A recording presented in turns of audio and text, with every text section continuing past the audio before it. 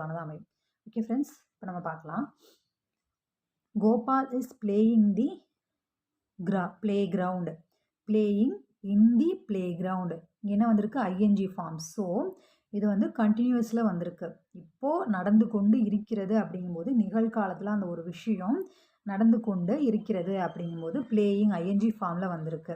So Gopal மைதானத்தில் விளையாடி கொண்டு இருக்கிறான். அப்போது ப்ரெசண்டில் ஐஎன்ஜி ஃபார்மில் அது வந்திருக்கு. ஸோ கோபால் மைதானத்தில், மைதான் மைதானத்தில் விளையாடி அப்படின்னா கேள்.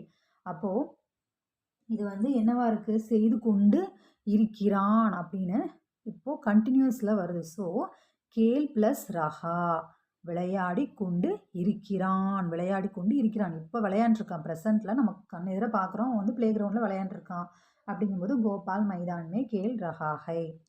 அடுத்து தி சர்வெண்ட்